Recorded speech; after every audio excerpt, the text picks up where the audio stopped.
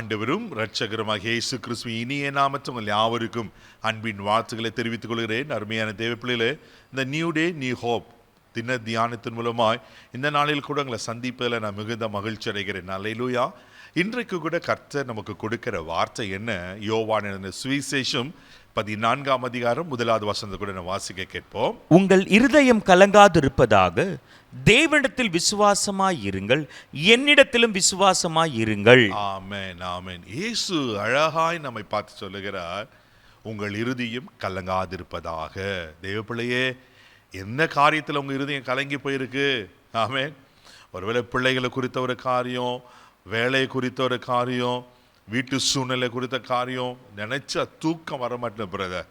நிறைய பேர் சொல்ற ஒரு காரியம், ஏதாவது நினைச்சிட்டாலுமே எனக்கு தூக்கம் வரமாட்டிருக்கு.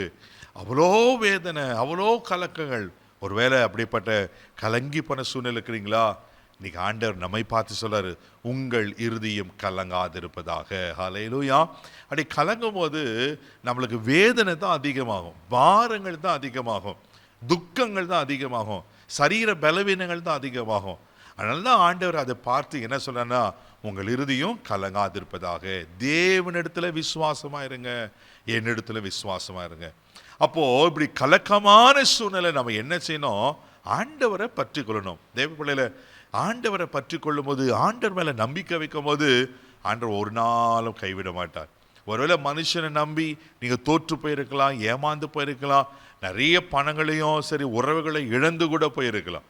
அது மனுஷ இயல்பு, அதுதான் ஏமாற்றுகிற வேலை தான் மனுஷனுடைய காரியம். ஆனா தேவப்பிள்ளையில நீங்க ஆண்டவரை விசுவாசிக்கும் போது, ஆண்டவரை நம்பும் போது, ஆண்டவர் ஒரு நாள் உங்களை கைவிடவே மாட்டார். அல்லேலூயா. வேதத்துல வாசிக்கிறோம், ஏசாயா தீர்க்கதரிசன புஸ்தகம் 45ஆம் அதிகாரம் 17ஆம் வசனத்தை வாசிப்பீங்கன்னா ரொம்ப அழகாக சொல்லப்பட்டிருக்கோம். வாசிக்க கேட்போம். இஸ்ரவேலோ கர்த்தராலே நித்திய ரட்சிப்பினால் ரட்சிக்கப்படுவான். நீங்கள் என்றென்றைக்கும் உள்ள சதா காலங்களிலும் வெட்கப்படாமலும் கலங்காமலும் இருப்பீர்கள். ஆமென், ஆமென். அல்லேலூயா. நீங்கள் என்றென்றைக்கும் உள்ள சதா காலங்களிலும் வெட்கப்படாமலும் கலங்காமலும் இருப்பீர்கள். தெய்வ பிள்ளையில ஆமென். என்றென்றைக்கும் சதா காலங்களிலும் அப்படின்னா உங்க வாழ்நாள் முழுவதும் கலக்கங்கள் தொடர்ந்து வரலாம், வெட்கங்கள் அவமானங்கள் தொடர்ந்து வரலாம். ஆனால் ஆண்டவர் சொல்றாரு, நீங்க என்றென்றைக்கும் கலங்க மாட்டேன். ஏன் தெரியுமா? அதுக்கு முன்பக்கத்து ரொம்ப அழகா இருக்கு. இஸ்ரவேலோ கர்த்தராலே நித்திய ரட்சிப்பினால ரட்சிக்கப்படுவான். அப்படின்னா அழியாத ஒரு ரட்சிப்பு. ஆமென். எப்போ ஆண்டவர் அவர் ரத்தத்தினால கழுவி நம்மளை மீட்டெடுத்து அவர் சொந்த பிள்ளையாய் நம்மளை தெரிந்து கொண்டாரோ, அப்பவே நம்ம மேல ஒரு கண்ணை வச்சுட்டாரு. ஹல்லேலூயா.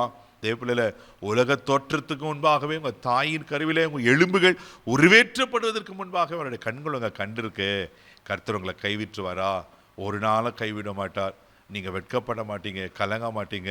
உங்கள் இருதயம் கலங்காதிருக்கு. ஒருவேளை பிரச்சனை இருக்க தான் செய்யும், போராட்டம் இருக்க தான் செய்யும், பலவீனங்கள், சோர்வுகள், அவங்கள த்ரெட்டன் பண்ற பல விதமான காரியங்கள், சத்துருவின் போராட்டம் இருக்க தான் செய்யும். சோர்ந்து போகாதீங்க. தேவனிடத்தில் விசுவாசம் வருங்க, ஆண்டவரை பற்றி கொள்ளுங்க. ஆண்டவர் எல்லாவற்றையும் பார்த்து கொள்வார். நிச்சயமா ஆண்டவர் உங்களுக்கு துணை செய்து உங்களை பாதுகாத்து உங்களுக்கு அற்புதங்களை செய்ய உண்மையில் இருக்கிறார். கண்களை மூடி நாம் ஜெபிக்கலாம். அன்பு தகப்பனே, உங்கள் இருதயம் கலங்காதிருப்பதாக என்று நீர் எங்களுக்கு வாக்கு பண்ணியிருக்கீங்கப்பா. இந்த நாளில் நீங்கள் கொடுத்த இந்த வார்த்தைக்காய் ஸ்தோத்திரப்பா. யார் கலக்கத்தோடு ஆண்டவரே ஸ்தோத்திரம் வேதனையோடு பார்த்து கொண்டு இருப்பாங்கண்ணா, ஒரு விஷயம் மனம் இறங்கி அற்புதங்களை செய்யுங்க. அங்கே இருதயத்தை ஸ்திரப்படுத்தும், தைரியப்படுத்துங்கப்பா. எல்லா கலக்கங்கள், பயங்கள், ஆண்டவரே அவமானங்கள் மாறி போகும்படி ஜெபிக்கிறோம். இந்த நாள் முழுதும் நீங்கள் கரம் பிடித்து நடத்தும். கிருபையில கரத்தில் தாழ்ச்சி ஒப்பு கொடுக்கிறோம். மகிமை உமக்கு செலுத்துகிறோம். இயேசுவின் மூலம் ஜெபக்கெல்லாம் பிதாவே, ஆமென். கலங்காதீங்க, தைரியமாக போங்க. ஆண்டவங்களோடு இருக்கிறார். God bless you.